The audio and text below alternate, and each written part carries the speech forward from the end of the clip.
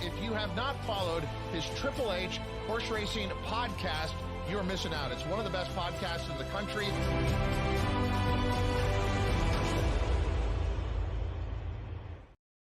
Good evening and welcome to episode 300 of the HHH Racing Podcast. I'm your proud host, Howard Kravitz. We are so proud to bring you our 300th episode, and what a time to do it, as the pre-entries for the 2023 Breeders' Cup at Santa Anita just came out today, Wednesday night, October 25th. Thank you very much for joining the show. Please make sure you smash that subscribe button on the bottom right side of the screen. After you do that, hit that notification bell so that you know when all of our great new content will arrive, and we have a lot of it coming up here for the Breeders' Cup. And then smash, and I mean smash, that like button. It'll send the YouTube algorithm to this channel. You can follow me on X at HKravitz. There it is right there. And also email me with questions, comments, concerns, hkravitzhorse@gmail.com right there. All right. You can listen to us on Apple Podcasts, Spotify, and Anchor. We have fantastic Breeders' Cup Power Pick tip sheet. Look below the video player. Sign up through our wonderful website. It's only $20. It's going to be awesome. ABC grids, horizontal, vertical plays, detailed analysis on every single race in the Breeders' Cup. Anything you could want, no matter what budget you have, it's going to be rocking. Please look into that, and you can find that on our website, hhhracingpodcast.com. We also have our usual power picks through Patreon. Again, look below the video player for information on our regular power picks tip sheet. We also have an Instagram page, instagram.com/HHH Racing Podcast. Finally, last but not least, before I bring in my terrific crew for tonight, let me go ahead and take that off and present to you the shows that we have coming up still for the Breeders' Cup this next week and a half or so. Starting this Sunday, the 29th, a great show for the Breeders' Cup Betting Challenge, the best and most lucrative live money contest in the world, with 4 fantastic players, including 3 of the last BCBC champions. Wow. That's going to be at 7:30 Eastern, as you can see on Sunday. Monday night, post-position draw reaction show. And then Tuesday and Wednesday night, our blowout handicapping previews for the Friday and Saturday days of racing. Not only that, I've got a surprise interview I'll be dropping this weekend as well, as if the Aidan O'Brien interview was not enough. And then our fantastic show called Bettin' and Boozin', that's what the BNB stands for. They're going to have 3 shows that they're going to be dropping, taped shows here on the podcast. Early Pick 5 for Friday, Early Pick 5 for Saturday, and a great $2-day $1 Pick 6 preview. We are locked and loaded here on the HHH Racing Podcast. You do not want to miss a thing. All right. I think that takes care of everything I wanted to discuss. I get a few things set up here in the background.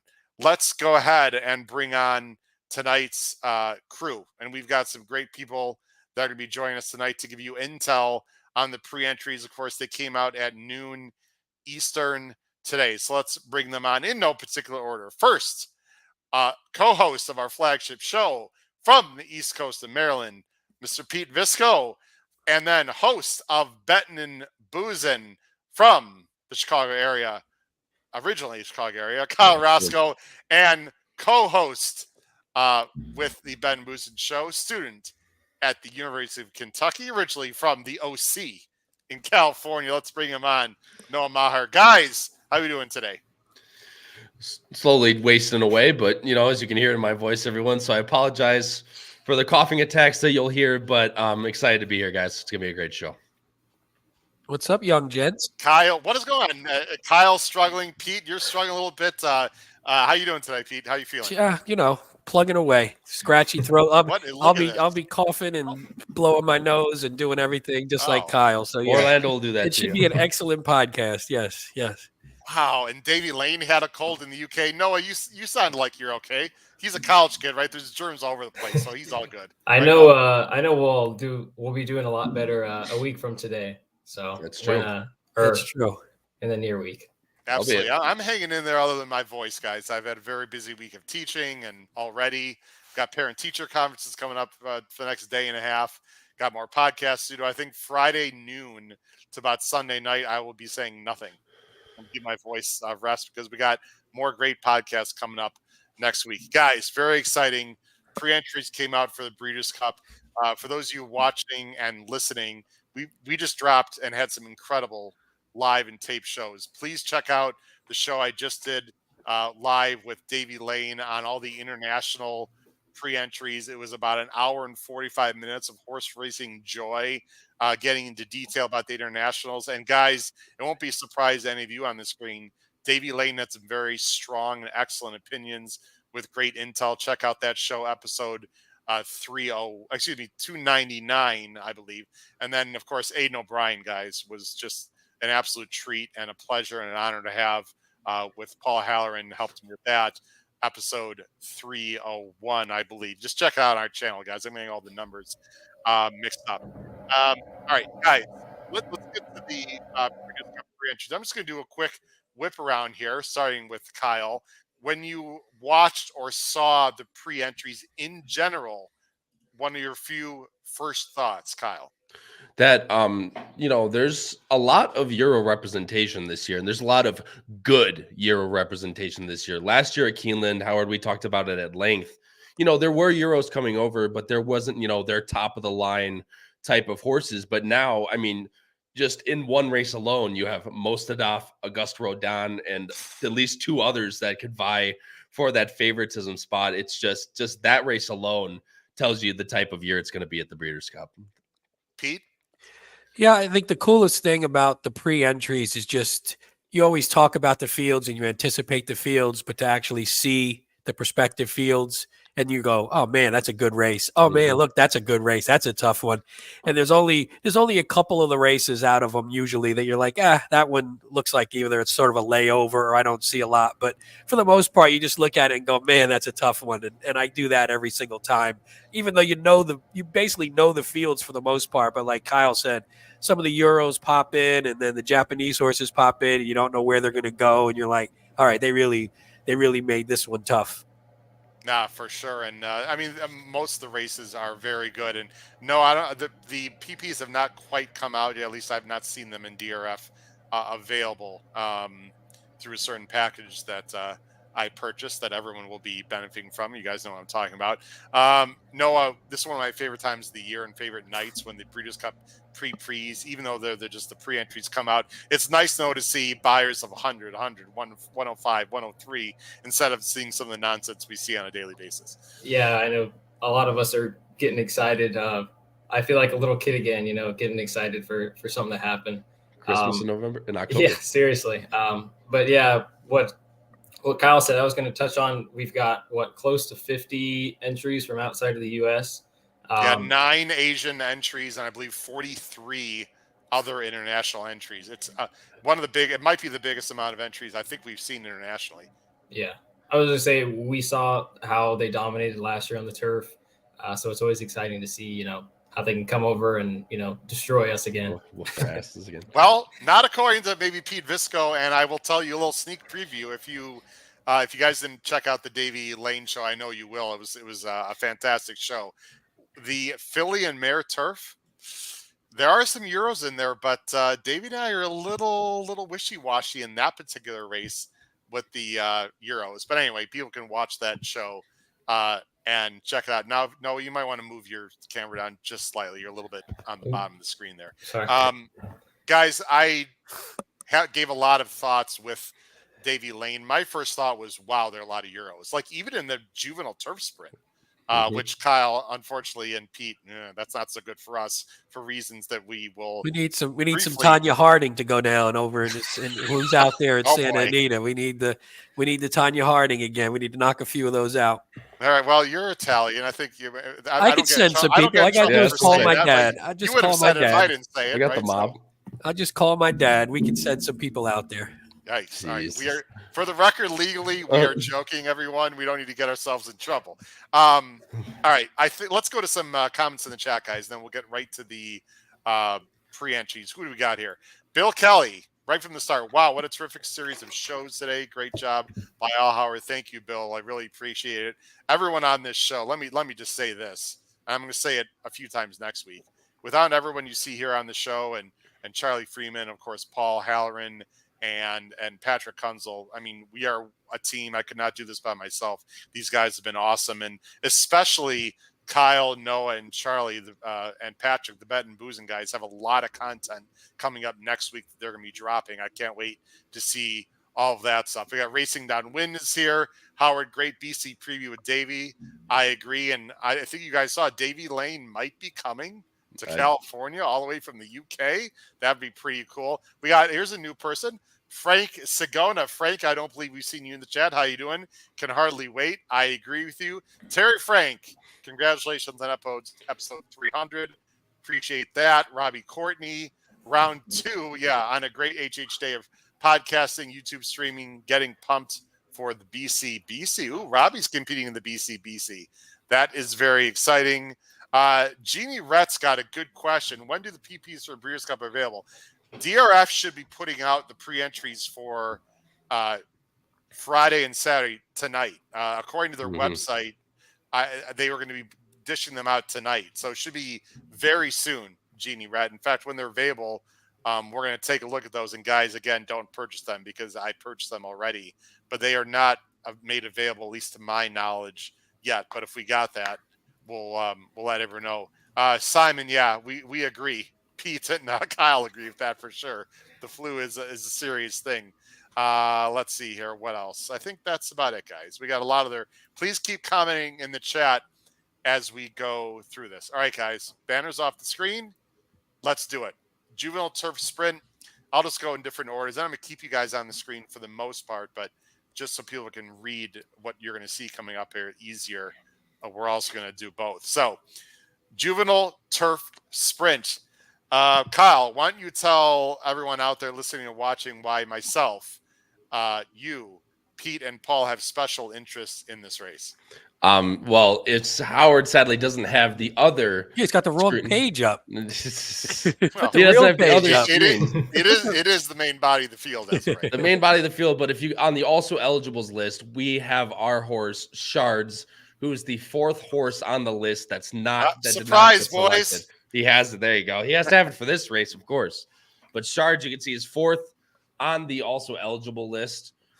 With 2 horses in the main body of the field with their first preference elsewhere. So that could leave us at number 2. So obviously, Pete, we're going to hope for some deflections here. But I mean, either way, this race is another race that's just shaping up to be an absolute barn burner. I mean, No Name Mets, and then you got Big Evs, who's most likely going to be the morning line favorite coming over from Europe, which a lot of people know that in these sprint type of races, the Euros aren't too formidable when they come over. They're usually a lot better in the long distance races. The Americans usually do a lot better in the sprints, but Big Evs is no slouch, and he's definitely not slow out of the gate by any means. So he could be one to be there for sure. But Crimson Advocate, you had who won the win in Uran at Gulfstream for Ascot and then won at Ascot. Yeah. Like I said, No Name Mets, who's absolutely been ripping it up here in the States for George Weaver. The Weavers look formidable in this race, but there's just so many different ways you can go. I'm excited for this one for sure. The reason why we're interested in Shards, maybe I didn't hear you correctly, Kyle. You buried the lead, but we all have small pieces of Shards through Crownway Racing and NBS, and terrific job by Kelsey Danner as the trainer. We do not know. We are sort of guessing or assuming that Shards will not be going to the Breeders' Cup. There's a race in New York that he might go into if he does not go to the Breeders' Cup. So we'll see. Pete, quick thoughts on the. Speaking of someone in the chat, real quick. Oh, wrong person. Sorry. Speaking of someone in the chat, real quick. Here we go. Oh boy, Juvenile Turf Shame. Wow. But he says he's knocking on the door. Said this though, Shards is knocking on the door. And Tony Rollo is managing partner, president. I'm not sure. I can't remember his exact title of Crownsway Racing, one of the owners of Shards. So we will see. By the way, Tony, thanks for joining the show. Really appreciate it. Pete, your quick thoughts on the pre-entries here. Anything surprise you? We do have two horses, Brightwork and Dreamfire, who are first preference for each one of those races. And I believe Kyle said this, but if they go to their first preference, they are in the main body of the field for those first preferences. So in theory, those two horses would not be running in this race. Yeah, and that makes sense, and that's why the also eligibles or whatever you want to call them are very important. Yeah, this is one. I don't have a huge opinion outside of Shards getting in and winning, obviously. I think this is a race I still would need to dig into, but you could just tell, if by no other reason, you could tell just from the connections that I have horses in that it's going to be tough. I mean, we've seen some of these horses, but again, like Kyle said, the Euros come over and they're not always as successful, even though I think last year the Euro won this race. Yeah. So, that could be a turning point or it could have been an aberration. We're not really sure, but this is definitely one to dig into. And again, the great thing about the Friday races, and we'll talk about all of them, is they're still 2-year-olds and they're still figuring it out. So all of a sudden, I remember last year when Wonder Wheel closed from like 50 lengths out and was a complete surprise in a race where you handicapped it and like, this race is going to fall apart. And then that horse comes from anything can happen in the 2-year-olds, especially in a sprint. So I think this one's going to be wide open. From Chris Couple said the Euros might not ship. The problem is, Chris, we're not really going to know that. And we need to, as if like I have 40% of the horse. But Shards, we'd have the connections would have to know sooner rather than later for shipping, a lot of other reasons. So they can't really wait to see what's going to happen necessarily. Shards can wait, but not too long. It's confusing. I don't want to get into it. Noah, a lot of speed, 5 furlongs. Noah, if this is a turf sprint, it has the words turf and sprint in it. Unless Shards is running, it'll most likely be a no bueno bet and watch for me. But your thoughts here, because I'm not a big fan of turf sprints in general, especially 5 furlongs at a tight turn in Santa Anita. But your thoughts, Noah, briefly on this race. Yeah, I was just going to say most of my rooting is probably going to be before the race, hoping that Shards gets in for you guys. But like you said, OJ's horse and Brightwork are in the main body for the juvenile fillies and the juvenile fillies turf. So, I mean, with all that speed, and if Shards gets in, I mean, it's 2-year-olds, it's 5 furlongs. He's got about just as good as a shot as anybody. Wow. Well, that would be very cool. Big Abs is very fast, by the way, very fast out of the gate. It's like living the dream 2.0, guys. He's been like on the lead in every Breeders' Cup race, every replay race. And we're not going to, this is not really a handicapping show per se, although it's of course part of our pre-entry conversation, but Big Evs is very fast early. Like you said, Kyle, guess what? The Americans Slider is very fast. No name Mets ain't rating. I can tell you that. Crimson Advocate might sit off slightly. I mean, there's a lot of speed in here. So, which would set up beautifully for someone that's on the AE. Well, we shall see. Anyone else have a quick? I was going to say one real quick. Want to talk about horses that we were surprised to see on these entry lists. I was extremely surprised to see Brightwork pop up on the turf sprint. Not to, for those of you that know the horse Brightwork, the winner of the Spin Away and ran in the Alcibiades. So obviously John Ortiz sees something to put her into this sprint, but I would assume that she'd go to the juvenile fillies, which is where her campaign has kind of been pushing this whole time. Well, I got some intel on that, Kyle. What they have heard or saw is that they're not sure Brightwork can get 2 turns. Okay. I mean, so she might be better suited to the sprint. Pete, we got a lot of races to talk about, but I'd be remiss not to ask you, looking at the odds checker anti-post, I know some of you look at a decent amount, Pete. Anyone here just like, you see these odds, you're like, ooh, I need to bet this, perhaps? No, I don't. I don't know if anybody jumped. I like Amidst Waves as a horse, so 12-1 on that horse is okay. First on the A list, I believe, but I'm assuming that's the thing. I'm assuming she would go. She would probably go, right? Because and especially because we think 2 might defect, or at least 1 might defect. So that's one. I mean, Big Evs. I would think Big Evs is going to be lower than that. No, don't you think? So if you were getting. I don't know. It's hard to tell. It's hard to tell. Yeah, it's hard to tell.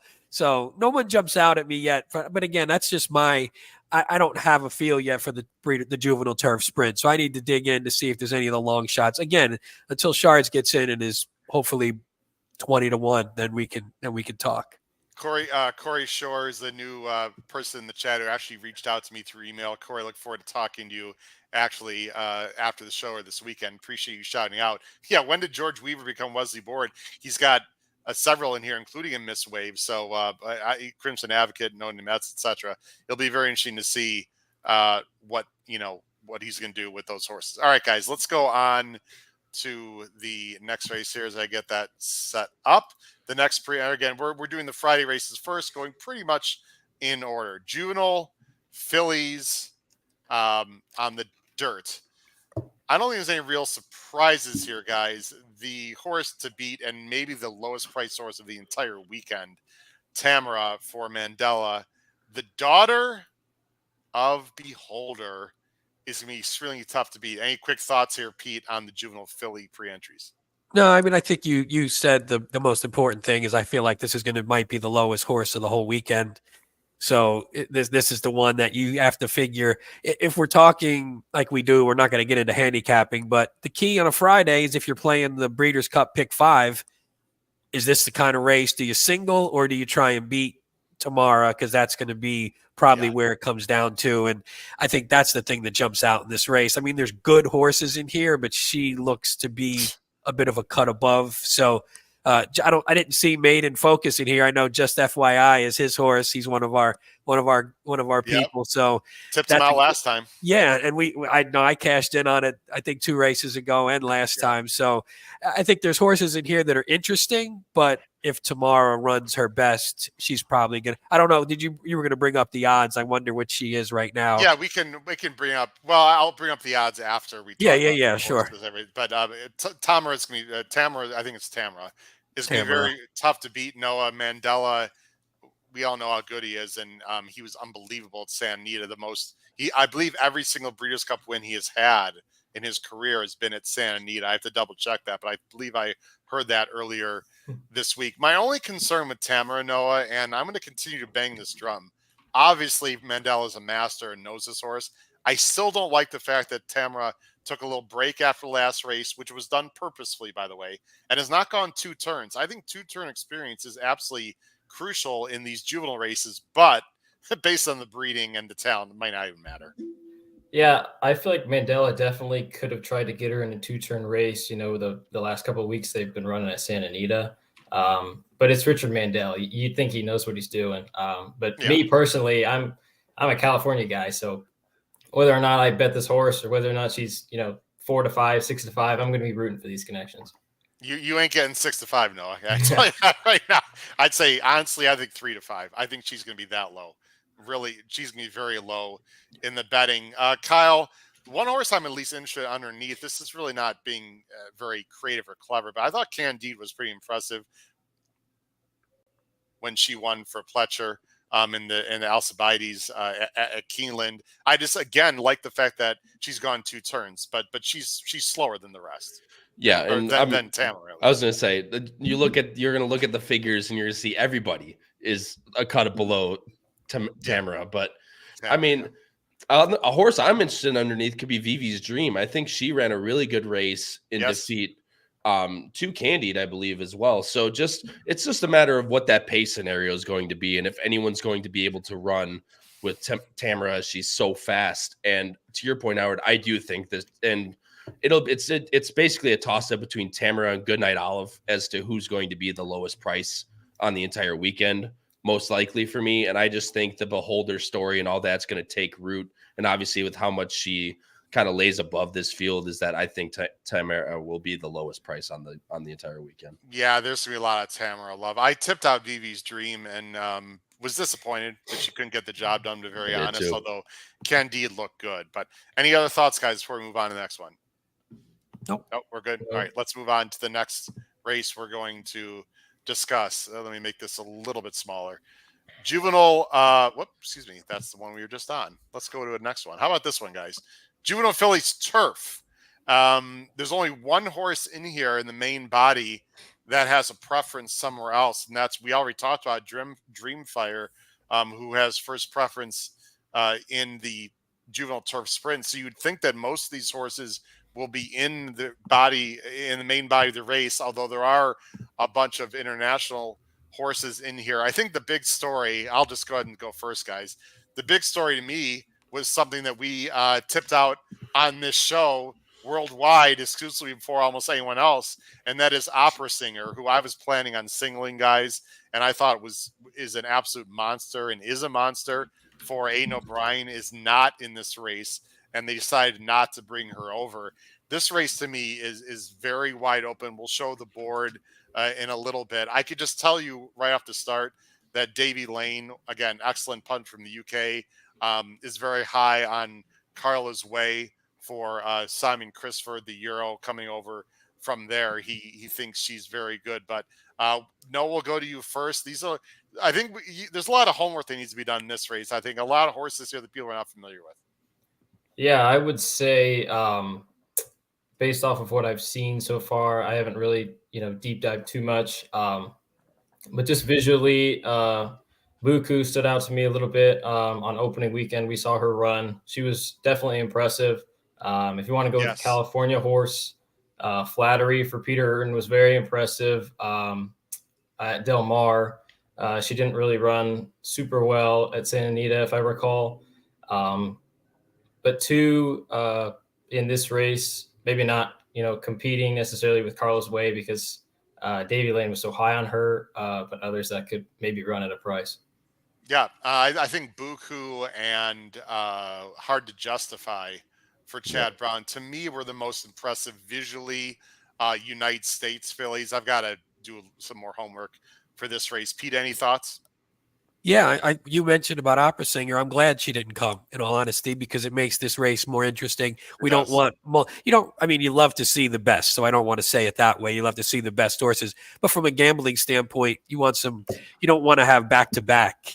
Ideally, you don't want to have two sort of stone cold horses in a race, and this one just opens it up. Two, I love Buku, who Noah mentioned. I love that horse. Had her last time, and then I love She Feels Pretty. So She Feels Pretty would have been my horse probably coming in. Again, I can't make a pick because these are horses I still have to look in on, but I love She Feels Pretty as a horse. So I know there's like 175 horses that I have to try to know here. Yeah. She Feel Pretty ran at Woodbine.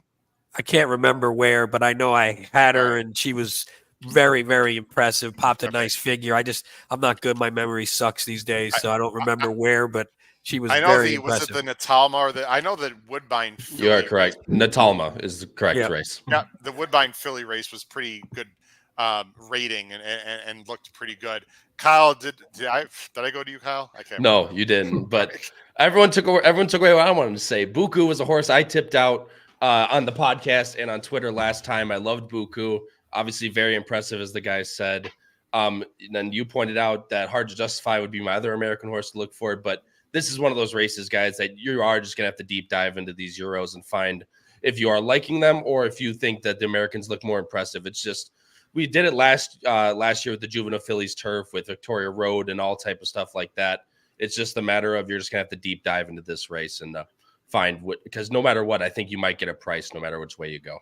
Well, it's pretty simple. You don't even have to look at the PPs. Just listen to my show with our show with Davy Lane, and he'll just give you all the winners right there. For those toss the Euro trash to American. She Feels Pretty. Buku, perfect exactor right there. Look at those. Not to mention, Howard, that Aiden O'Brien also talked about Content, so also watch that show about it. He did. Yes, he did talk about Content, who is going to be coming from behind, and it's going to be a little bit of a price, actually. You want to toss Aiden O'Brien out in a price in a juvenile Breeders' Cup turf race at your own risk. It's going to be an interesting race. I think that's going to be a spread race, I would think, unless people think Carlos Way is just going to be that tough. But again, you got to do your research. You got to do your homework. Okay, let's go on to the next race, guys. This is the fifth one, I think. The last race, I believe. Correct. Last race of the Breeders' Cup race of the day on Friday. Kyle, have you comment first on this is the fourth. This is the fourth one. The juvenile is the last one. Yeah. Oh, my bad. Well, this is the juvenile. So we you missed the juvenile turf. We'll come back to the juvenile turf male race, guys. Yeah. This is the dirt race. Sorry, again, not necessarily in order. This is the juvenile dirt race. Very interesting. I think a pretty wide open race, in my opinion. Although I've heard a bunch of people suggest that Prince of Monaco is going to be a pretty low price, but not by the future wagers, not by the anti-post betting. Kyle, I always look forward to this race. I will say it was pretty disappointing 2 years ago when Jack Christopher scratched and Corniche just ran around the track. And my interesting long shot in that race, you guys remember? Command Performance. I do know. Command Performance, who just finished 35-1 for our tip I remember that. power pick players at Keeneland, who I was interested in the Kentucky Derby. He had a bad, or future bet. He had a bad year in 22. But anyway, always a great race. And whoever wins this race, Kyle, in theory, is the early favorite to win the 150th running of the Kentucky Derby in 2024. Kyle, your thoughts? Correct. And sorry to go back a little bit, Howard, but on Richard Mandela, you are correct. Every single one of his races, Breeders' Cup races, has been won at Santa Anita. Wait, can you say that again? Those 3 words. I just like hearing that. We'll move on a little bit, but no. Okay. Howard, you are correct. You are. I don't hear that very often, so usually I get crapped on by students and other people. But anyway, go ahead. No, but I honestly think this could be the highest price favorite of the entire weekend could be in this race. Interesting. I mean, who would that be? I do think it's going to be Prince of Monaco, but I do not think it's going to be as low as people think. I think he's going to take the Baffert money. And that was what I was going to say. It's 7-2. No, it's okay. Hey, you want to throw it out there. I respect it. Guessing. It's 7-2, 4-1. I really do. Because I mean, it's a 4-horse race, a 4 headlock at the top. You have Prince of Monaco, Muth, Locked, and Timberlake, who Timberlake was very impressive in New York. Prince of Monaco, they skipped the prep, of course, in California, but was impressive in his last. Muth for Baffert, and then Locked, who was very wide at Keeneland and destroyed that field. So it's really kind of a 4-horse snake is what I was 4-head snake is what I was trying to say, but I said 4-horse snake. That's right. But I just think, and even General Partner, who ran well enough last time in defeat. So there's just many different ways you can go in this race, and I do think it could be the highest price favorite of the entire weekend. Pete, when I looked at this pre-entries, I'm going to look very, very carefully. I'm not saying I'm betting this horse in the BCBC or on my own. Fierceness is the kind of horse that people are going to say, oh, he's no good anymore. Maybe he just hated that slop. I mean, he was favored in the Champagne. It's this yin-yang kind of game that I like playing, especially with the 2-year-olds. I will tot out one of my favorite plays on Saturday is in this race, or Friday, excuse me. One of my favorite plays on Friday is in this race that I will be playing, Kyle, in the BCBC for sure. No, it's not Fierceness. I'll mention that horse in a minute. But Pete, these 2-year-olds are fickle. Some of these horses are going 2 turns for the first time. It's going to be a great race. Yeah, and the good thing is sometimes in this race we just have sort of a big favorite. And whether they win or lose, the money isn't really spread out. And we even saw that last year with Cave Rock was pretty low, if I remember, and then Forte wound up rolling by. But still, a lot of years it feels like this is a little bit of I always think of this as a little bit of a softer field because there's generally a horse that stands out. This year I'm not sure it does, but Prince of Monaco has been impressive, but Muth has been impressive. Like you said, Timberlake looked good last time. I know Paul likes the Wine Steward. That's one of his horses. And Fierceness, like you said, if you get Fierceness at this price and Fierceness just didn't like the slop and bounces back to a horse that everyone thought was a pretty big something before that last race, then this could, I agree, this could be a race with the highest favorite and maybe one where you could upset the cart and maybe bring home a price too. Again, this is Odds Checker from overseas mainly. These are anti-post betting. Guys, this is live betting. It's a combination of many different betting platforms. So just people know it's very legitimate. It's changed quite a bit, obviously, since earlier today, since the pre-entries came out. You see, as of now, and again, there's a long way to go. We don't even know who's in the race officially yet. You got Locked and Muth for Baffert at 7-2, as Kyle sort of predicted. Timberlake right after that. Noah, your thoughts of this race? A lot of West Coast horses done very well when this race is on the West Coast. And so I guess you can give a slight nod or at least an upgrade to horses like Muth and horses that have, and Prince of Monaco, horses that have run in California. But no, I will say that more and more it seems like these trainers are sending horses out earlier to the West Coast when the Breeders' Cup is there. Asmussen, Noah, has sent his horses out a few weeks in advance. Archangel's already been out there for a few weeks, so I'm not sure that's going to play as much as normal. Noah, your thoughts as you look at these at the odds right now? Well, an example of a horse that actually ran a race would be Didia, and Didia ended up winning. So to your point, they do end up, shipping there a couple of weeks early just to, get their horse used to that kind of ground. With the California horses, you go back to that kind of yin yang where Muth and Prince of Monaco faced off in a one-turn event. Yeah. And Prince of Monaco beat Muth actually pretty handily. And then in their respective next starts, Prince of Monaco didn't look as impressive going a further out of ground, while Muth really looked to cherish that extra distance. And I have a feeling that I don't want to give out any of your plays, but I have a feeling that you are going to be betting Locked pretty heavily. So I'd like to make a side wager: Muth versus Locked. Ooh, side gambling. All right. Well, hold on a second. First of all, I believe the race that you're mentioning was the Del Mar Debutante. It was 7 furlongs. Mm-hmm. I'm just going off the top of my head, guys. I could be wrong, but I've been very Noah. I'm going to answer your question right now. I'm very locked in this race. I don't care who knows. It's not a long shot. I love Locked. Love Locked in this spot. I will take Locked over Muth. We're gonna be sitting next to each other. No, we'll have to figure it out. Maybe for a little Breeders' Cup merchandise, perhaps on the line. I don't know. We'll what do you think? Maybe a T-shirt or something? I don't know. We'll talk about it. Yeah, we'll figure it out. I like Locked a lot, guys. Of course, first time out Santa Anita. He's got 2-turn experience. He got in a ton of trouble first time out. I love what I saw at Keeneland. Broke a little slow, had a little bit of trouble, made a nice 4-wide sweeping move. That's not his best race. I think he's going to appreciate the speed in front of him. He's got to go out there. I got to watch the morning works. And there's a long way to go, but I think that's the first horse I've touted out today, like officially, unless something changes. And I think I'm going to get that 4-1. I'm hoping to get more like 9-2 because I think Prince of Monaco is going to come down. I'm assuming it's me. IRAD on Locked. I would think.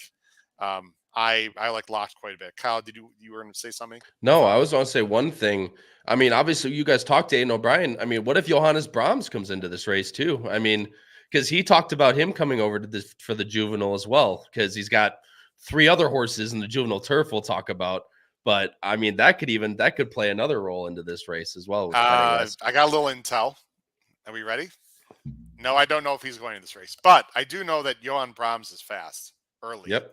That would quicken up. I mean, you don't know how they're going to break, but Johan Brahms has been mainly sprinting on the grass in Europe. And in the pre-entries, Aiden O'Brien's got a few already in the juvenile turf. Even though Johan Brahms is second preference, guys, into the juvenile dirt, I got a sneaky feeling he's going to go the juvenile dirt. And if he breaks, that could change the complexion of the race. So, because I don't think he's going to win, but I think he would be used early, and they figure we're just going to send and take our chances. Guys, speaking of the juvenile turf, let's go to it right now. This is the last race of not the last race of the day, Friday, last race we're talking about. And like I said, you can see on the screen there, Aiden O'Brien's got 1, 2, 3, 4. He's got 4 in the pre-entry main body. Again, Johan Brahms, we just talked about. Second preference to the juvenile, I'm a little bit dubious of that. We'll have to see. No, we'll go to you first. Again, there's a ton of Euros that are at least pre-entered. Of the horses you're more familiar with, any thoughts here in the pre-entries, Noah? Yeah, in terms of the juvenile turf, the American horses, I don't know. I'd have to look into it more, but off the top of my head, nobody, super impressive. But I'll have to deep dive. In terms of European horses, I mean, you got Aiden O'Brien,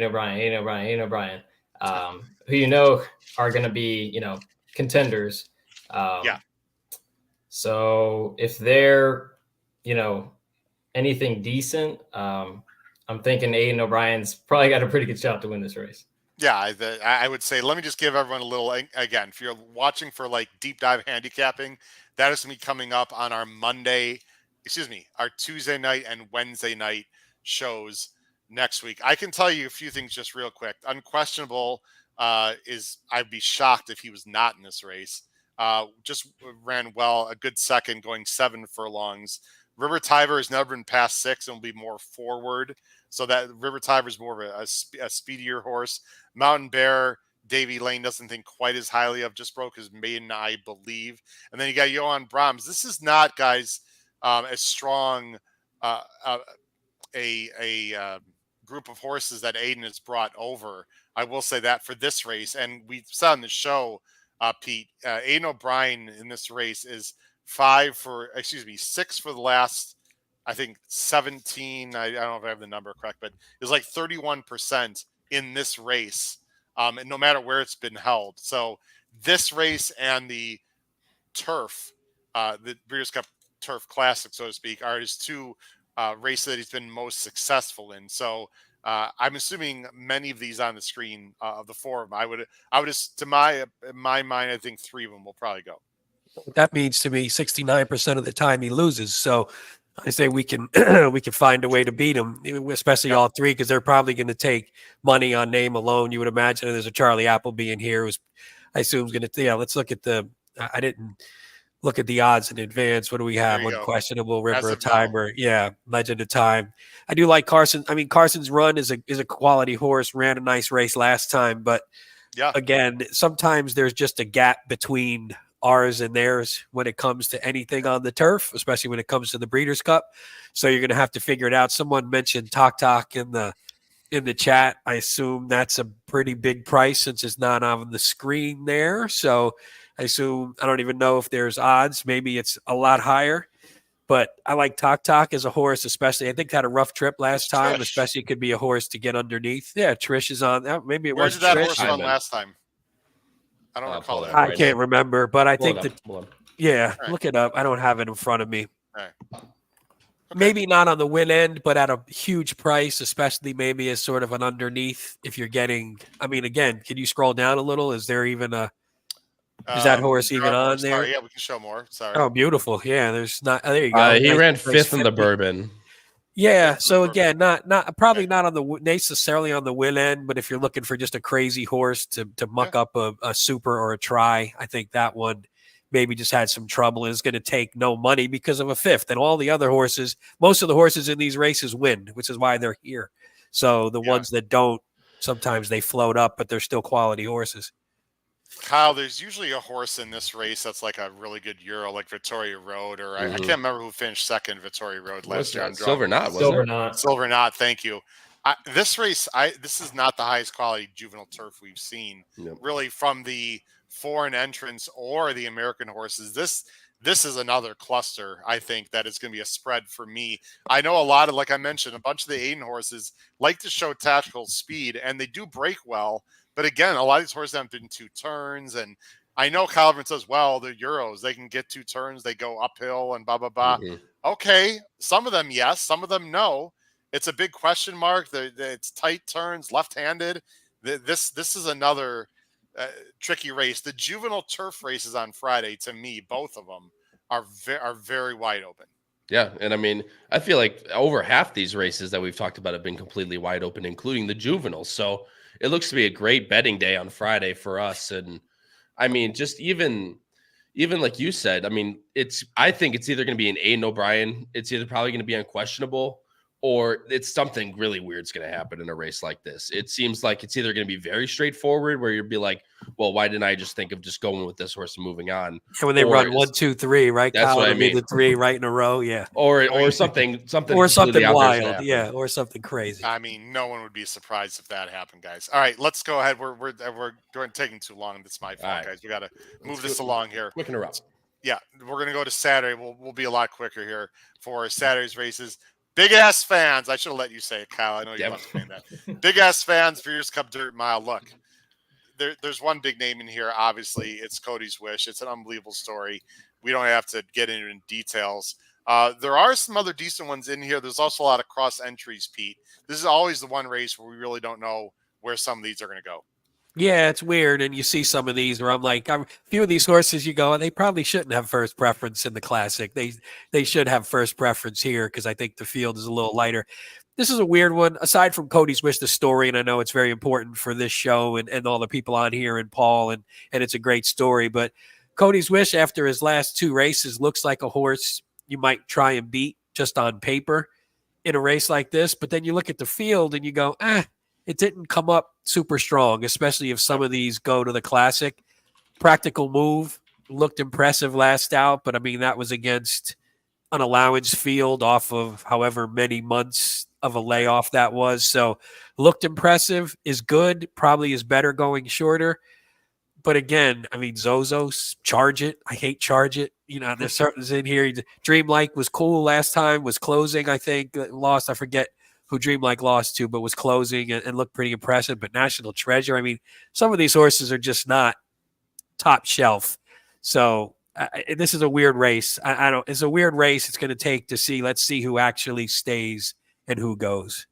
Yeah, I think what we do, guys, to move things along is I'll just ask one of you an opinion, and then Kyle, Noah, anything you guys want to add?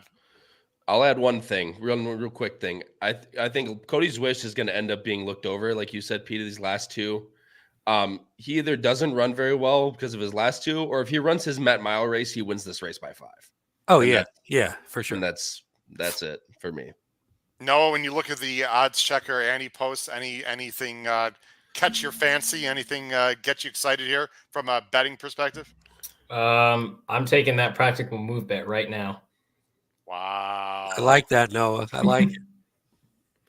I'll tell you, the allowance race that he ran in, Pete, that was a good allowance race. Oh, it was a really good race, but it's just, it's hard to gauge. It's hard to gauge whether you go from that to, again, though, you're going from that to what? This, which, again, if Cody's Wish is a little far back, Practical Move will have a tactical advantage. And the other thing is Zozos is another one that could have a tactical advantage. Zozos will be most likely on the lead, you would assume, national.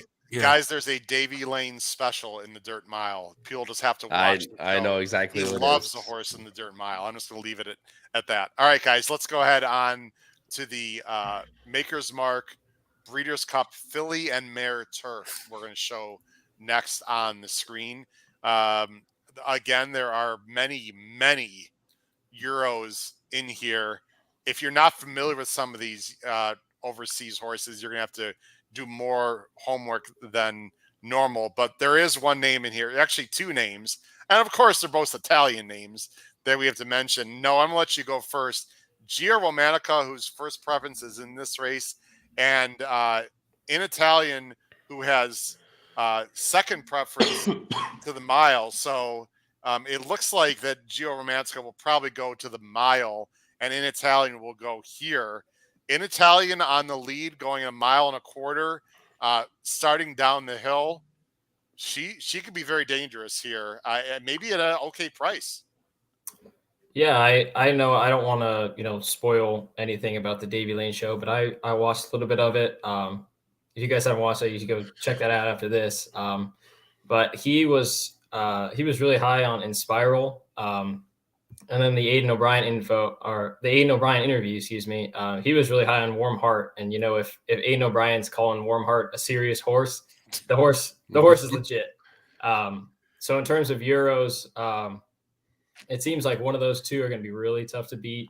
But like you said, Gina Romantica, ultra impressive, running down in Italian on opening weekend at Keeneland. Does she have that in her again? I don't know, but it'll be interesting to see. And I'll tell you what, Howard, there's one thing.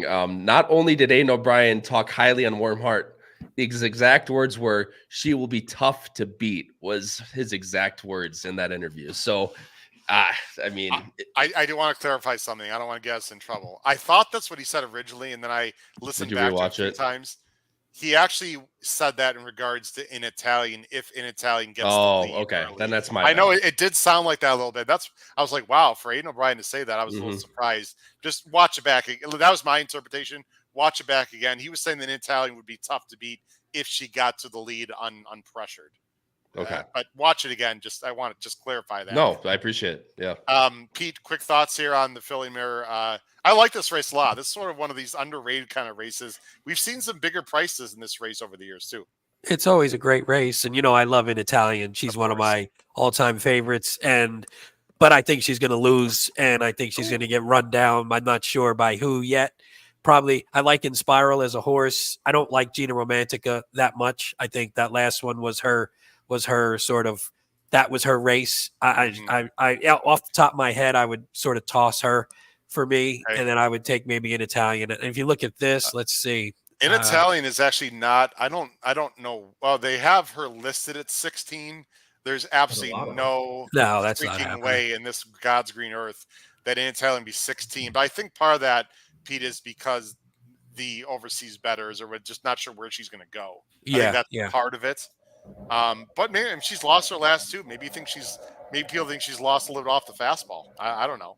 I don't necessarily believe that, but I still feel like she should have beaten Gita Romanica, even though it was a very fast race. I don't know. At some point, they lose a little bit off the fastball. I mean, you can only be great for so long for most horses, and she runs. She dances all the dances, and sorry, even if she doesn't run her race, all she does is, she gets run down by a head or a nose. It's not like she's getting killed in races, so she's going to be there. I don't want to say everything that was in the Davy Lane interview here, because we want people to watch it, but I certainly don't want to hide things. I could tell you that not only Davy Lane, but a lot of very sharp punters overseas believe this is mainly a 2-horse race between Inspiral, who's actually stretching out guys. She's basically a miler and stretching out between perhaps her and Warm Heart. So I think those will be the two betting favorites, and I'm sure an Italian's going to make some money. Lindy is an interesting horse in there, guys, who finished a real good closing second in the QE2, I know, in your neck of the woods against Mauge. I know that's a horse that people are looking at a little bit, Noah, as interesting horse in this race, although Lindy's got to come back pretty quickly, Noah, so I don't know how that's going to work out for her. Yeah, well, in that QE2, I think Mauge, didn't she end up getting the lead? Yes, wired the field. Yeah. Yep. So, but I don't know if there was really anybody to set the pace in that race. So it'll be interesting to see, what kind of – because Lindy, there was no pace in that race, and she, ate up ground pretty well. So, it'll be interesting to see. No, I think Lindy is a bit interesting stretching out there, guys. Let's go and talk about the Philly and Mare Sprint. Guys, this is going to be a short conversation. Goodnight Olive is going to be very difficult. There's really no surprises here, although you see the first preferences, Desert Dawn to the Distaff. Who's your Philly to the Distaff first preference, which is interesting to me. And then Makai Yao, I just want to say the Japanese horse is a very fast horse early. Apparently, I don't think she has a chance at hell in this race. Noah, this is pretty much Goodnight Olive and move on. At least that's what I think. Yeah, it actually makes my job a lot easier because I'm the one covering this race. So. Go ahead. Can anyone beat Midnight Olive, you think, realistically? Or Goodnight Olive, excuse me? I don't know.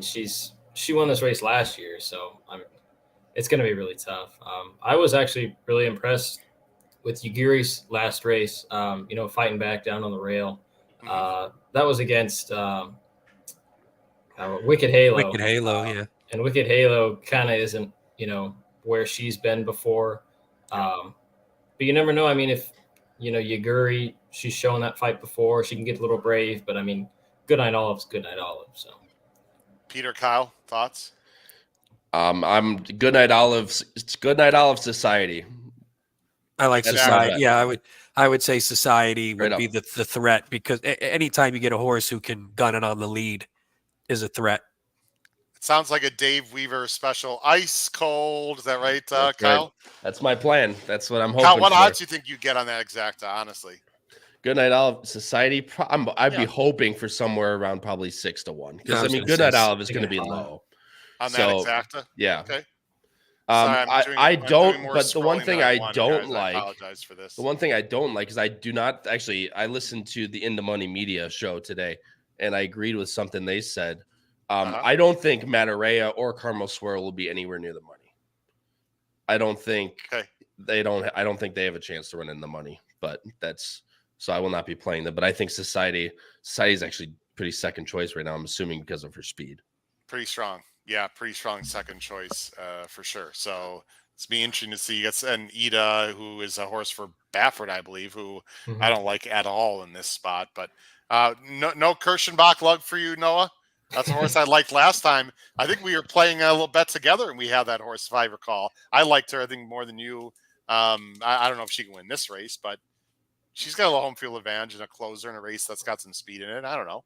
Yeah, she's definitely home field advantage for sure. I do remember her last race; she got the ultimate setup, and Ida was one of those, gunning on the lead, and she kind of backed up.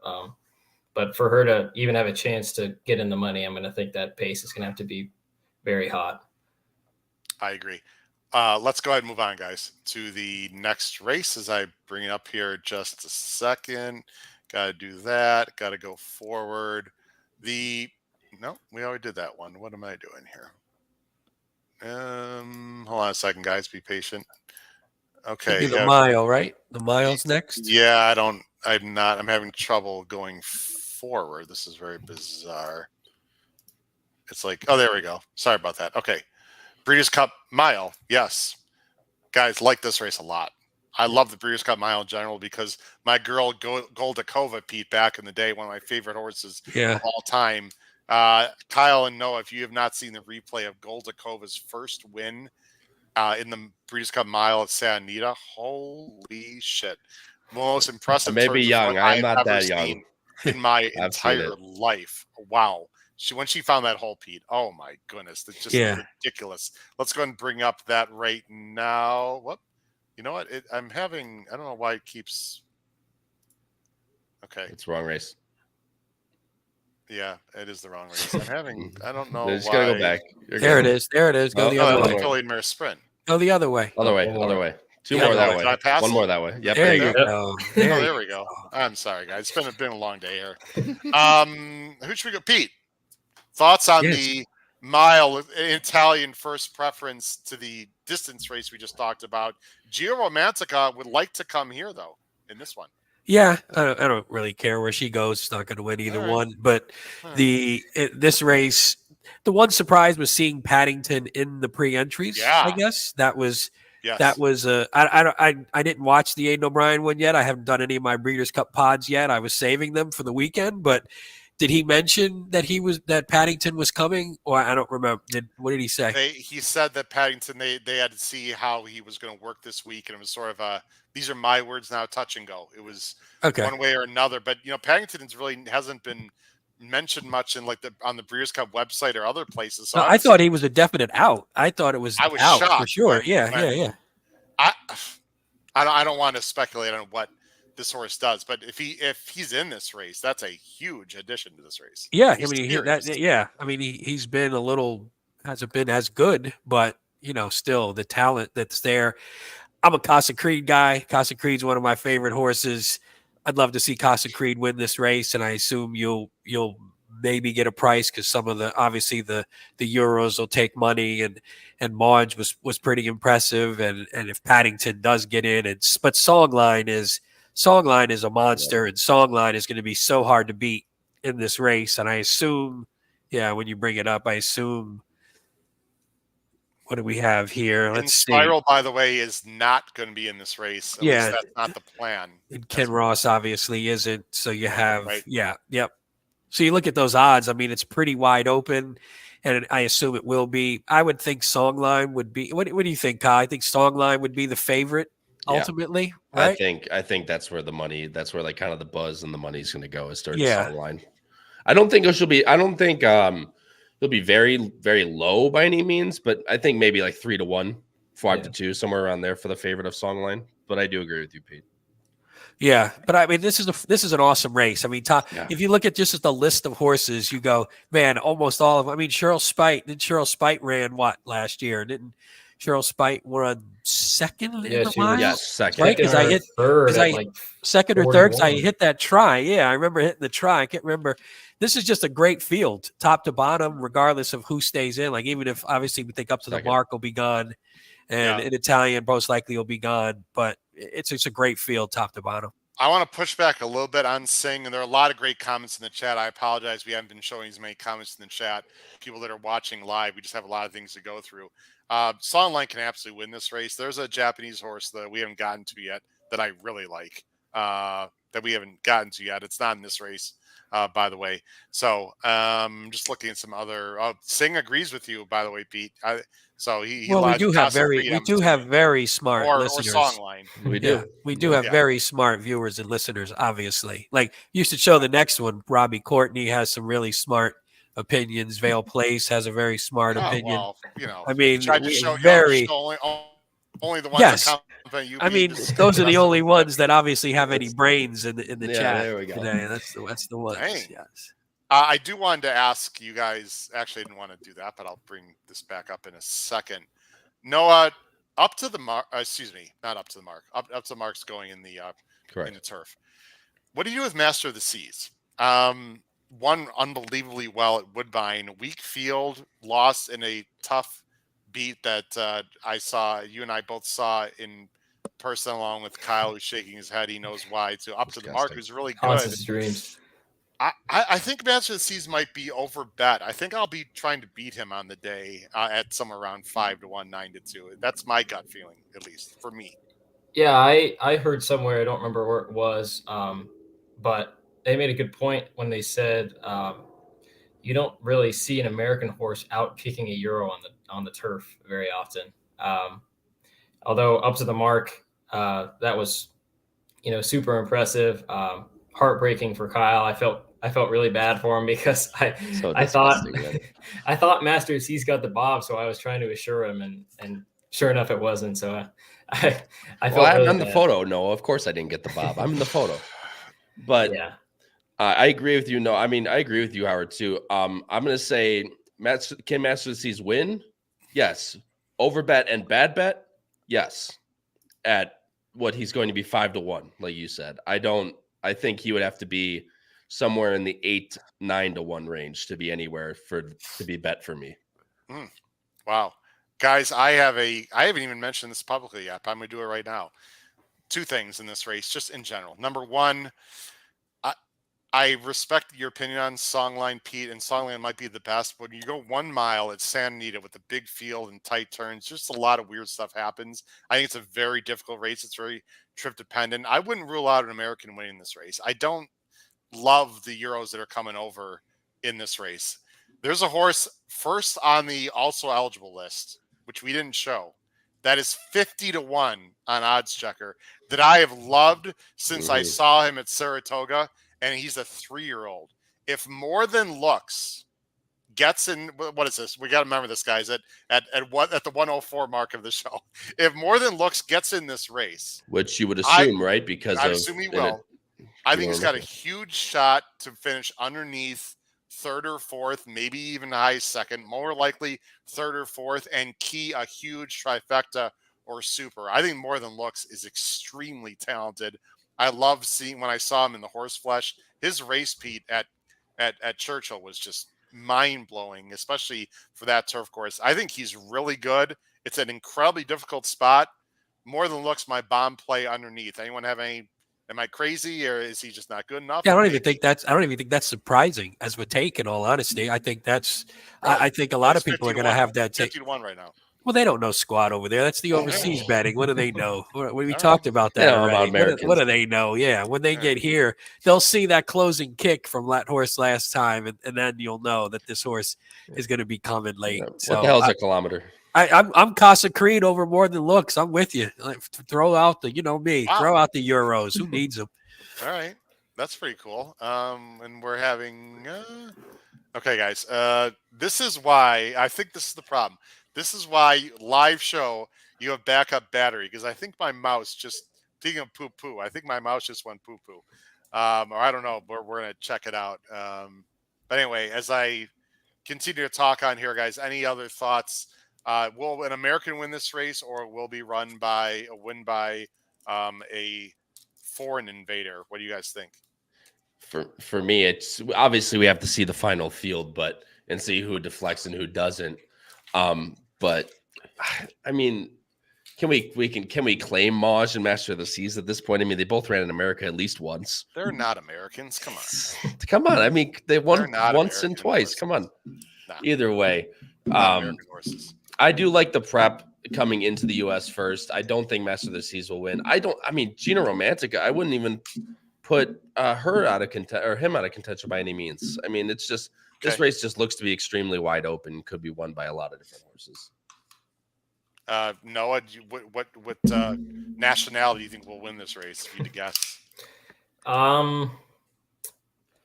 Personally, I think Pete would feel the same. I think he would like to see one of the U.S. horses win. For me, I think if it were to be a U.S. horse, do the little thing, Pete. Try to get the fireworks. Yeah, where's the fireworks?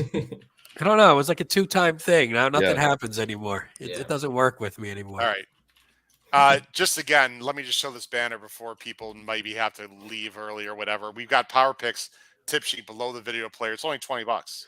That's it. I mean, DRF, who I love, just sold their VIP sheet for $70. We've got 20. I mean, we're gonna have a lot of the same great information. So please check that out below the video player. Let's go on to the next race, guys. This race, wow. I mean, usually we say that about the Classic, and the Classic is a fun race. I mean, there's no real superstars, but this race, if these Euros come over, oh my giddy aunt. The Breeders' Cup Turf Classic this year, wow. I mean, sometimes this race is great. Sometimes it's like, meh. The Euros coming over here, I don't know if there's like super duper stars. I mean, Augusta Rodin is pretty damn good, but there's a bunch of others. The depth of this field, ladies and gentlemen, at least in the pre-entries, is loaded. Augusta Rodin, Broom and Bolsha Ballet are sort of backups for Aiden. King of Steel, if he comes in this race, he is a complete monster. He's huge. He's coming off of a race 2 weeks ago where he won. You got Musadov, who's nice for Gazdan. Onesto finished second in the Arc. Shariar is a horse that Davy Lane's been interested in. Had a little bit of a breathing problem and has gotten that corrected. Wow, Kyle, this race is loaded. And of course, I didn't even mention any of the Americans. And there's one in here up to the mark, who I'm assuming he is going to be going here, who might be able to stretch out and be a serious factor. I know Pete likes this horse. This could be dating myself. On paper, this might be the best race I've ever seen, just based on talent alone. Hold on. Again, I might be dating myself. Can you say that again? This might be the best race on paper that I've ever seen. Wow, you're not dating yourself, Kyle. This is a very impressive race. I mean, this is a really good turf race. And I'll tell you what, Howard, this will be one I will see you down in that Santa Anita paddock for, because I do not want to miss the horse flesh, as you say, in person for this one. No this question. Is just unbelievable. I mean, we have 1, 2, 3, 4, 5, 6, 7, 8, at least, if not 9 horses coming overseas for the main body of this field. And not to mention all of them, if not more than half of them, are monsters in their own right. I mean, Mosadov is a monster. Augusta Rodin's a monster. King of Steel's a monster. Just all these horses coming over to fight for this Breeders' Cup Turf Classic is going to be a sight to see, no matter which way you go in this race. This is slightly misleading. Okay, so and maybe I should let Noah speak to this. So the 1.25 mile race for the filly and mares, they're literally starting on like that downhill into the crossover. The 1.5 mile race, and Noah, correct me if I'm wrong, it does start on the downhill, but then there's a flattened part and then it goes down again. So it's not like they're starting downhill. I think they start on the flat. I think the first half a furlong is actually like the flatter part of the downhill course, and then they go downhill, I believe, Noah. Yeah, so if they start where I think they're starting, they start right after the turn, so there's no right-hand turn. Okay, yeah, so right after the right-hand, it's like the top of the right-hand turn, if that makes sense. Yeah, so I think normally when they take that right-hand turn, when they run those 6.5 races, like the end of that turn is kind of where that flat part is. Right. And then when they approach the home stretch, it gets a little bit more downhill, and then they have the cross over the dirt. Yes. Correct. But yeah, you touched on it earlier. with that, it being a mile and a half and the start being a touchdown hill, maybe it will favor those horses that are, not used to going that far. Pete, I know one thing about this race, and I feel pretty confident in saying it. With Balladeer in the race for Papa Padromo and Get Smokin', there is going to be pace in this race. I'm not saying they're going to duel to some crazy like 22-4 and 45-3 or something, but both those horses and Connections have said they want the lead, and the only chance either one of them has to win or be in the money at all is wiring the field. I'd be shocked if there is not a cracking pace early in this race. Well, that's the hope because the better horses. Well, most of the DAF I think is pretty tactical and Yeah, can so is be there. Augusta Rodin. He Yeah, can be so is if Augusta. Yeah, necessary. Augusta Rodin will probably sit off, but won't be not like some of the others in here. You figure like Broom will be way in the back, and Up to the Mark will be way in the back, and more like Goddess will be way in the back, most likely. Yeah, I agree. And you want pace in a race like this because you want to see. I want to see a fair race, and you want to have a little bit of speed up front. I'm an Up to the Mark guy, and I think Up to the Mark and run them all down. So let's get another U.S. victory here, and we'll shut out the Euros one more time. All right, you get 8-1 on Up to the Mark. To me, Up to the Mark is the only horse that even has a remote chance to even hit the board in this race for the Americans, and I don't think Up to the Mark is as good as these Euros at all. But I love Up to the Mark as a horse. I just think Augusta Rodin and if King of Steel shows up, although I'm a little leery of coming back in 2 weeks. I just think this is a really tough spot for Up to the Mark. I wish he had one more race in him, Pete. Not that of course, Pletcher is a master. We know that, but he's never gone this distance, and this is just going to be a really tough race. I'm not sure, but I think you might. I don't know about 8. I think you'll get about 6 on him, is my guess. Oh yeah, I would. I mean, but it's not like I think more horizontally and horizontally, this is a pretty tough race. You're gonna have to go. You're gonna have to go a few deep. But I mean, I would probably play up. Yeah, I could see playing Up to the Mark on the win end. I just want to give a shout to Gold Phoenix, one of my other favorite horses. I don't think he has much of a shot here, but I love that horse just in general. So I'm happy to see him in here, and he'll be running late. I'm just not sure he'll be good enough to hit the board. Yeah, no problem. Kyle, you're all good. We appreciate you being here tonight. Okay, let me. I just lost my train of thought. Guys, we're going to show the Breeders' Cup Classic, and then we're just going to go really quick through the 2 sprint races. We're getting a bit long in the tooth here. I got to drop it a couple anyway. I was going to say, if any of you guys have to go, there's no worries. We got a ton of people in the chat. I know we got people under the weather, and Noah's probably got some, some calculus level 4 math work to do or something. I don't know. But anyway, let's get to the Classic, guys. Usually the feature of the day, I suppose it is anyway, because it's $6 million, but it's not the last race of the day. We could talk about this race a lot. Again, we'll save the handicapping for later, but you've got King of Steel is second preference in this race, which is interesting. You also see a lot of second preferences. You got Charge It, Bright Future, Senior Buscador, Mage, all second preference in other races. My first thought here in general is there's really no surprises. And guys, I just see a lot of early speed in here. There's a lot of 3-year-olds and there's a lot of early speed. Pete, those are my first 2 takes. A lot of 3-year-olds and a lot of early speed. Yeah, this is where the 3. I mean, we've said it for a while now. Coming into the year, we knew that the older crop was a little weak coming in, and that sort of bared out over the course of the year. And the 3-year-olds are generally better, but now you do have, we do have speed. I mean, Saudi Crown is quality speed. Charge It winds up not being speed in the bigger races when he's supposed to. When you want him to go out just to go and mess and try and put a little, he's going to lose, but you're going to want him to inject a little pace. He doesn't do it. But yeah, I mean, although when you look at it, Saudi Crown is strong. The rest, Arabian Night is the wild card, because Arabian Night could just be a monster. Has been training lights out, can get on the lead, but having Saudi Crown there, it's not going to be as easy, or alone, I should say, as maybe he would like, going a mile and a quarter. So, I mean, that's where it gets dicey, is if anyone goes out with either one of those, does that compromise both of them and set it up for a horse like Arcangelo, who we know can run forever and knows how to run down horses? I'm going to go on a limb here, guys. I'm going to guess that Pletcher's got 2 in here. They're both pretty much speed. I think Charge It might go to the mile. I think Bright Future might go here. Just a gut feeling. We'll have to see if that comes to fruition and I'm right. Then I'll pat myself on the back. And if I'm wrong, then hey, I'm wrong. I think that's the right choice. I think That's what I would do. Yeah, I would Yep. do. Yeah, That's we what I don't know would do. squat. We don't know Because squat Charger like can't Fletcher, win the but Classic. There's just too much No. speed in there. Maybe he can get lucky in the dirt mile. I don't know. I'm not saying Charge It is a worse horse than Bright Future. It's just situational to me. Noah, there's a lot of California based horses in here. Which one do you like the most? As of now, my thoughts on this race are Arabian Night goes to the lead. If somebody goes with him, Arcangelo goes by. If nobody goes with him, I think he wires the field. I think it's simple as that.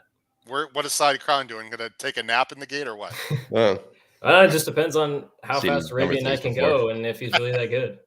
Okay, I'm just giving you a hard time, but I think Arabian Night worked like a 6 furlongs and then galloped out a full mile recently, like 137. Looked fantastic, is what I've heard. Kyle, any early thoughts on this race? And I'll give my quick opinion. Then we'll go to the 2 sprint races, and we'll let Pete go maybe after this race if he chooses. Go ahead. I think I know your opinion, and I think I completely agree with your opinion. There's 2 horses in this race that I'm very interested in. One's the obvious. Second one is not from the USA, and I think is who you like as well. But I'll let you expound more on it.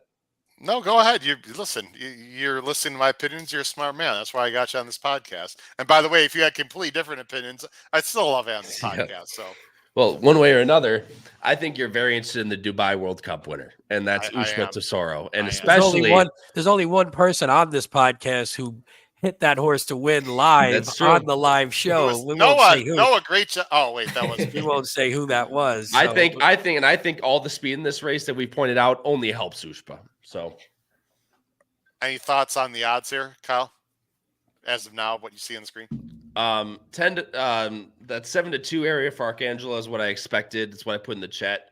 But at 9-1, I would take that for Ushma Tesoro and run for the hills. I think he'll be way lower than that at post time. I think he'll be somewhere around 5-6 to 1 come post time. Not interested in 2 fills at 12 to 1. How long has he been retired, by the way? At least 6 months. And if people are taking that bet, more power to them. I got Good luck to you. Yeah, right, the class is gonna be a great race. Yeah, I really like Ushma Tesoro and Arcangelo. Those would be my top 2 for sure, in my opinion. Pete, you want to? I don't. No, want go ahead. I'll stick one more, Tight one or thread. two, a couple more We got minutes. two left. We got 2 left. But again, I got to put the little man. Make sure he goes to bed All right, upstairs. yeah, The we wife's wanna out. make The sure. wife's out of town for business, so I'm in charge. Oh, I'm he's in charge of upstairs bedtime doing tonight. Yeah. God knows what right now. Who knows Yeah, what he? I don't No, know. he's a kid. He's sitting on his phone. They He's don't a do middle anything school anymore. boy by He himself, just- and mom is not home. Yeah. That is bad. That could be a lot of No. things. He's I know not old Jackson's enough. a great- He's not old Jackson's enough a to be great doing kid, we all dirty love stuff him, but, yet. Yeah. He's not old enough to start doing the dirty stuff. So he's just sitting I on his wasn't phone suggesting buying that. stuff. I was- I would. I mean, I'm sure he's probably you doing know. his science homework upstairs. Or something. he's playing Brawl Stars is what he's Yeah. doing. That's what he Oh, does. there we go. Speaking of a brawl, this is gonna be a brawl, guys. Turf sprint. It's only 5 furlongs. No balls is in here. All right, the famous gelding, no balls. no balls. Euros here, I don't think will be much of a factor unless you consider I could live in the dream when really fast early. I guess the big question here, Kyle, I'll let you go first. What do you do with Caravel here? I mean, Caravel getting back to the ground that she loves, which is the firm ground. I think 5 furlongs for Caravel only helps her. Honestly, I think the shorter ground, there is obviously a lot of speed in this race, as we would all assume the turf sprint would, but I think the distance, the surface, I think everything hits Caravel between the eyes. And if she's good enough and she shows as much fight as she has previously, I think she could win enough. I think she could go back to back at probably 16th of the price that she was the first time she won it last year. No, I got a question for you. Who gets the lead in this race? Is it Living the Dream? Well, Living the Dream proved that. Is it he or she? I don't want to have to drink. Living Dream is a boy. I'm It's a pretty sure. Yep. Well, he ran what 20.97 for the opening quarter at Keeneland. Yeah. Granted, they were a little downwind, but I mean that's was. insane. Crazy. Yeah. I'll tell you what, Noah, there's one horse on the West Coast out there that I'm also very interested in. I think he could run a big one off the pace too. Is that the winner? That's the winner, Kyle. If you're That's what thinking I of like the to hear, same one, Pete. yeah. Are we? Hopefully, we're Motorious. thinking Notorious. Yep, Mo yes, sir. money. Me too. I'm all closers here, Kyle. We're going Motorious over Arzak over Big Invasion. Those three. Let's just go all close. Let's get like a 20 and then Big 20 first Invasion. quarter. Big There you Invasion's go. another one that likes firm ground like this, and the 5 furlongs. I think that's another one that And some Runs gonna pace, run really which well. what we need. We need some Yep. pace. Yep. Jasper Crone, by the way, is very fast also early. Guys, here's my opinion in general right now, depending on post position's huge. It's going to be hard to win from the 12 hole in this race. I think a Clement will win this race, but not necessarily the horse you think.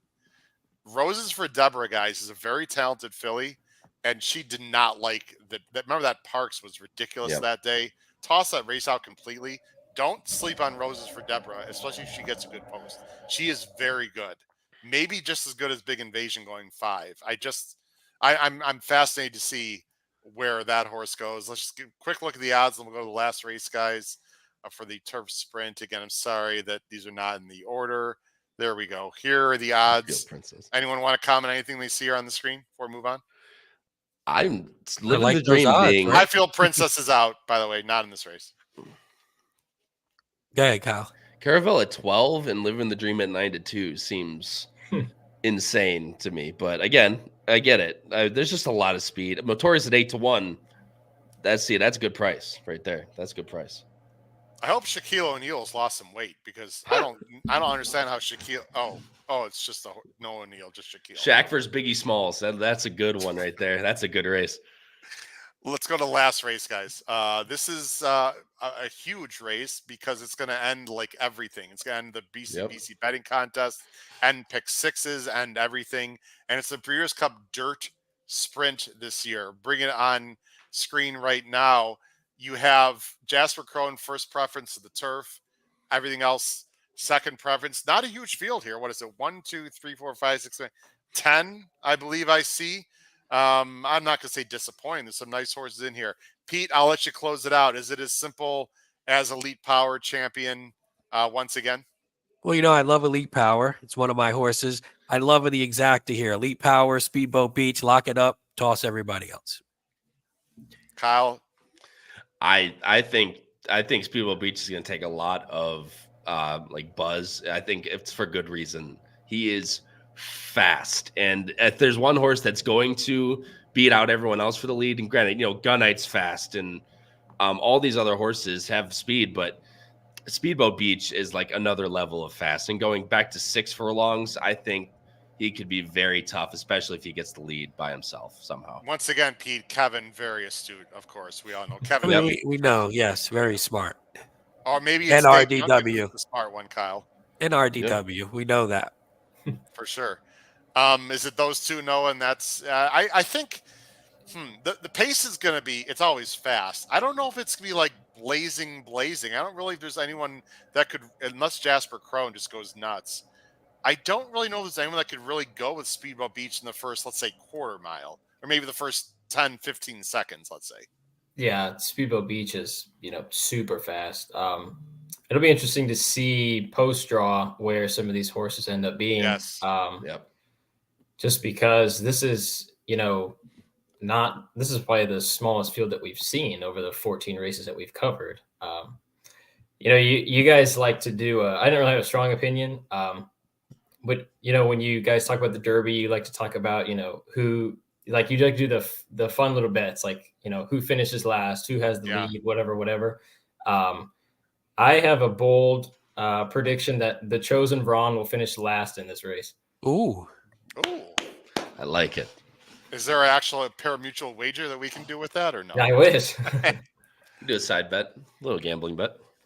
This is Kyle. I'm going to let you have the last word here for this race, and then we'll end the show. And Pete, thanks for toughing it through. We all everyone because we all want the winning picks, of course, a week and a half out before. You and I are playing in the BC. I know you're going to be right there involved. Just involved. Socially with everyone. I'm assuming a lot of people are going to be playing a double with Elite Power. What odds do you think Elite Power is going to be? There could be straight exactas, elite power over Speedboat Beach, like Pete said. There's a lot of interesting plays that could happen here from a purely contest perspective. Well, absolutely. And especially if you're playing, we saw it last year. I mean, obviously Drew with that massive bet on Flightline, but had to have some fortune behind him as if Olympiad didn't get up over Taba, that would have been a disaster for the win on the front end. So it's always, you always have these bets, whether it's doubles into or anything like that. There's just always so many ways that players can go. And I think exactas could be big here. I think either whether they're doing elite power over like Speedboat Beach, or they're doing something along the lines of maybe like Speedboat Beach over Gunite or elite power, something like that, to kind of get a little bit more value ingested into that, I think could be the play. But I think a lot of it, I think you're right, Howard. Or we could see it again with full bet on a 8-5 elite power in this race. Could be. Speedboat Beach just worked. Baffert works fast. We all know that. 111 and change in Speedboat Beach in the last work. Let's end the show with the wonderful Matt Miller, because we got a great show. Noah, we'll let you top this. Why don't you read this at the bottom? We've got a great BC contest preview show Sunday night at 7:30 Eastern right here on the channel. Why don't you read the comment from Matt Miller, and then we'll go ahead and end the show, Noah. Yeah, so the BC Big Guns Matt Miller himself says that this won't be a typical contest ending. The double pool won't be able to withstand the kind of bets that players will want to make, and that is because the Classic is earlier. So you got 2 races after the Classic this year. Yeah, and Matt, of course, we all hope to be betting that last race.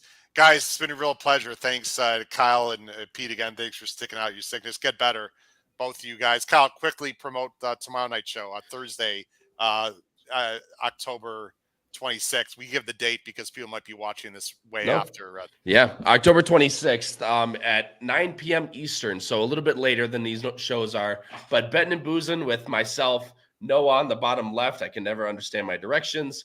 And Patrick and Charlie will all be covering Keeneland closing day on Saturday, the 28th. And there's many stakes races. There's a lot of actually very good races and still some very good horses, even though a lot of them are preparing for the Breeders' Cup. There's still some very good racing this Saturday. So anyone that's in here, please come join us tomorrow night, 9 p.m. Eastern, to watch the late pick 5 at Keeneland with the Betting and Boozing guys. Beautiful. Go to our channel, check out all of our shows. We really appreciate everyone watching our pre-entry show tonight. For my co-hosts tonight, Kyle Roscoe, Noah Maher, and Pete Visco on the diagonal angle right there. This has been your host, Howard Kravitz. Guys, we've made 300 official episodes. Thank you, all of you out there, for helping us get there. We couldn't do it without you. Please check out the rest of our shows. And as we all like to say, crush your bets at the Breeders' Cup this year. Take care, everyone. Have a great night. Bye-bye.